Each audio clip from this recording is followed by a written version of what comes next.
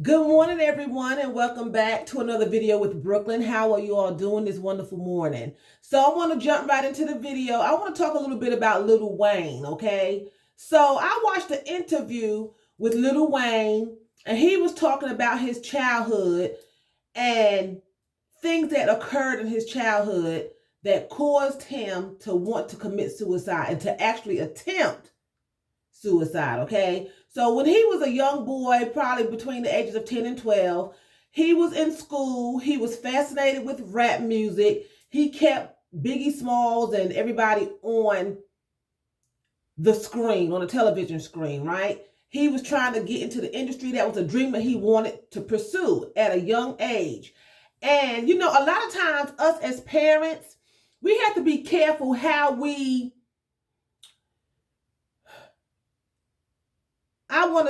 how we respond to our children's dreams. A lot of times we want to live through our children, right? We know we have made mistakes and we know that things have not turned out the best for us. So we are extra precautionary with our children. And sometimes that can have an adverse effect on our children.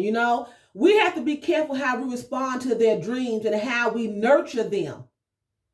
Don't use it as a threat to control them, and let them live their lives ultimately, because at the end of the day, we were all given an individual life. And although we are children under our parents' roofs, you still have to be careful how you respond to your children. The Bible says, do not provoke your children to anger. Sometimes the children will lash out against you, and sometimes they will lash out against themselves. In this particular case, he lashed out against himself. What happened was he was in school, and the school at that particular time were having 2 half days a week, a Thursday and a Friday. So he's getting out of school at 12 o'clock to go home, Thursday and a Friday. Well, he only told his mother about one of the half days. Okay, so this way he could hang out the rest of the day. So on Thursdays, he went home at noon, but on Fridays, his mother thought he was in school all day. So Lil Wayne could hang out and do whatever he was going to do, hang out with his friends. He was only a child. His aunt calls him, and his aunt tells him, your mom found out you've been hanging out, that you have not been going straight home after school on Fridays, and she's going to whoop you, and she's going to punish you, and she's going to take your rapping book and your music things away from you. Okay, she already said she's getting off work and she's coming home, and this is what she's going to do to you. So Lil Wayne said in his mind, he's thinking, that's my dream, and I'm going to show her, because basically you're not going to tell me what I can do. I want to dream, and you're going to take my music things away. He wasn't even focusing on, I didn't come home early like I supposed to, I'm going to get a whooping. He reacted to his dream. He was passionate about his dream, and he felt that his dream and his future was threatened. Okay, so he called the police department and let them know that he was getting ready to commit suicide. And he found her gun, where he knew where her gun was. He put it to his head, decided that he did not want to shoot himself in the head, so he shot himself in the chest, trying to aim for the heart. He was a child. I believe he said he was 12, but I'm going to be on the safe side and say between the ages of 10 and 12. Tried to commit suicide. The police got there in time, obviously, because he's still alive. Lil Wayne made a statement that stuck with me. He said that after this happened, the mother that he knew, he never seen that mother again. Not physically, he seen her physically, but he never seen that spiritual attitude that she had, that she was overbearing, she was controlling, and, just a firm mother. He understood that she had to be that way because he was a boy. He did not have a father in the home, and she had to be hard because he wasn't going to run any game on her. Okay? In that interview, he also said his grandmother raised him. So I'm assuming that his mother was around, but was not the primary caregiver. Okay? He said one thing his grandmother taught him to do was pray. So he said he prays every day, morning and night. And we cannot look at someone's appearance and their lifestyle and assume that they are not praying and their heart is not where it should be. Because only God can tell you what's going on inside someone's heart, right?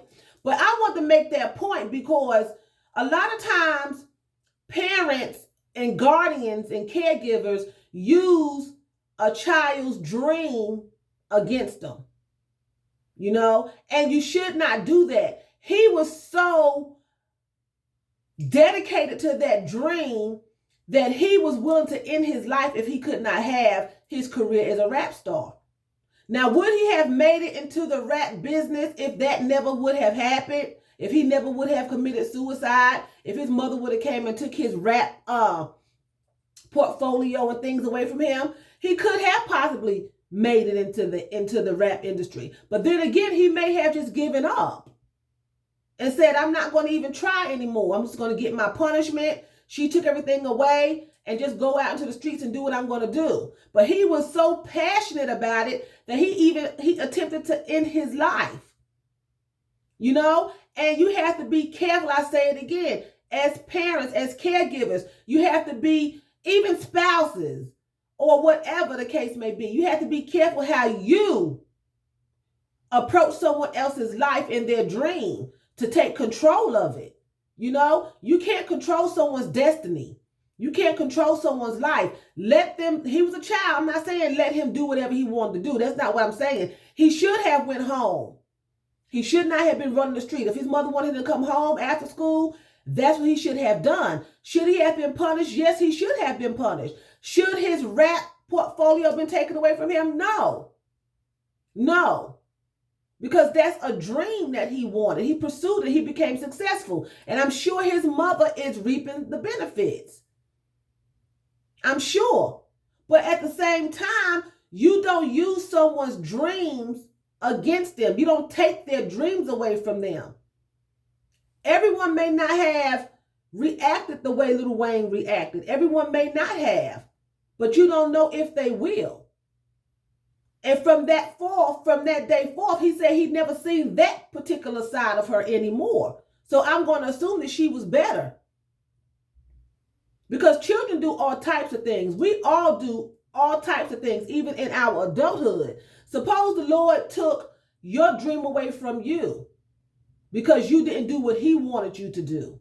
Of course, you have a consequence to face. Of course, you have to, get your just dessert if you're doing things that you should not do. But at the end of the day, God pursues, he allows you to pursue your dreams. He does not take happiness away from you. That was something that he desired to do. It was in him. He said he was born to rap. It was in him. And she crushed his spirit to the point that he attempted to commit suicide. And it could have been successful if the police hadn't got there in time and took him to the hospital. He said he laid there forever. He said, and they kicked the door in and, first of all, they was knocking. He couldn't speak up to say, I'm in the house. Now, mind you, he was a child. But finally, he made it to the door. He pulled himself to the door. He said that was God. He said he kicked the door and they heard him and they came in. And the police kept referring to him as a baby. Let's get the baby to the hospital because he was a little boy, And we have to be careful. You have to encourage people. You may not like what's going on. You may not like what they're going to be doing as a child or as an adult. But let them pursue their dream. Help them pursue their dream. When they're wrong as children, correct them. Yes, his mother had every right to correct him. Every right to whoop his behind if that's what she wanted to do. Punish him, but don't take the dream away. Don't crush someone's dream. And that's what he felt that she was doing. And he needed to be in control of his destiny. And that's how he took it. I'm going to show you. He said out of his mouth, I figure I'll show her. You're not going to take this from me. This is what I want to do. I was born to do it. You know? And it could have turned out another way, but thank God it didn't. He's a successful superstar. He has all kind of awards, you know, and of course he does things that we don't agree with, but I'm sure that people do things that he don't agree with. At the end of the day, you have to let God be the judge. It's not always necessary to give your opinion. It's not always necessary to tell someone what you think they should do. Let them do. Now, if they're a minor and they're in your household, that's different. That's different. You know, you lead them and you guide them. You raise a child up the way that they should go, you know, and when they are older, they will not depart. Will they stray? Yes, but 9 times out of 10, they'll come back, you know, and I just thought it was fascinating how he made the statement that he never seen that mother again. And he wasn't talking about the physical mother. He was talking about her behavior. It died. He said someone died that day, but it wasn't me. That personality that she had died. That dominating, that controlling, that, you know, harsh mother that had to be harsh because she had no husband in the house, that person died, you know? And when I say dominating and controlling, when you try to take someone's dream from them, that is dominating. That is controlling. That's not parenting. That's controlling someone's life. Parenting is stirring them on the right road. Okay, you want to be a rap star? I'm going to help you. Let's see what we can do. Let's see. Go ahead and practice your music. I'm going to get you some music classes. You know, I got you the CDs. I got the TV on MTV. Whatever the case may be. I'm going to help you. But you're going to do what I say do. Don't let me have to pop you upside the head and put you on punishment. But you don't take their dream from them. You don't do something like that, because that can cause someone to react the way that Lil Wayne reacted. And sometimes, you know, it may not come out like his story. It may not end successfully like Lil Wayne's story did, you know? And I'm just glad that it didn't happen that way, because where would she be? How would she be now if she realized that she was the cause of her son not being on earth anymore? That's why he did it. You know, you cannot stand in the way of someone's dream. That's not fair. Let them have their dream, but deal with them. The consequences and the dream should be separated. I'm going to help you pursue your dream, but I'm going to have to raise you because you're a minor, and I'm going to have to correct you over here. You did A, B, and C. This is what you're going to do for a week. For a week, you're not going to do this, and this. But don't touch the dream, because the dream is in the spirit realm. See, every time you have a quest or you have something that you want to do, you want to, you know, you want to go to college, you want to get married, you want to have children, you want a fancy car, whatever, that starts in the spiritual realm first. You speaking it out into the spirit world, you know, and then it manifests itself into the natural. So basically, when you attack someone's dream, you're killing their spirit. And that's what went on with Lil Wayne and his mom. You're crushing someone's spirit. You're killing their spirit. A dream is from God. Now, how you use it is how you use it, but he gives everyone a passion. You know? Now, how you use it, rap is not wrong, because there's a lot of Christian rappers that rap Christian music. So how you decide to use your dream and your gift is between you and God. You know? Lil Wayne went into the rap industry on the side of Biggie Smalls and Tupac and Snoop. Someone else may come along and go on the rap side with Kirk Franklin and other gospel rappers. So, but it still was a dream, and it was still a passion, and it was a gift that was given from God. And you cannot take that from someone, because you will be held responsible. In the end, she would be held responsible. He was a minor. She was responsible for him, and God gave him something that ultimately would have been taken away if he had a past, you know, or if he would have just gave up on it. And that could have led to all types of behaviors, drugs, and just all kind of things. Because sometimes when you can't do the things you want to do, you can't handle it. You know, Walt Disney, the creator of Disney World, he was so passionate about having a theme park that's the biggest theme park in the world now, that he had a nervous breakdown. He basically went crazy because he could not get where he wanted to get. But he kept pursuing, he kept pursuing through all the obstacles that he has. He's long gone. But he has this big theme park, and I think there's several of them. And Walt Disney has cartoons and TV shows, all kind of things. When you attack someone's goals and their dreams, you're crushing their spirit. And that should not ever happen. You may have the best of intentions. Support the person. Let them go on. Let them do what they want to do. God does not put fear into people. He does not, make you feel guilty. He wants you to do the right thing. Raise your children, do what you have to do, but don't provoke them. She provoked Lil Wayne to anger that he tried to commit suicide instead of attacking her, which that still was an attack on her. He just didn't physically attack her, but he mentally and emotionally attacked her. That's why the word says, do not provoke your children to anger. And then when your children become adults, remember they're adults now.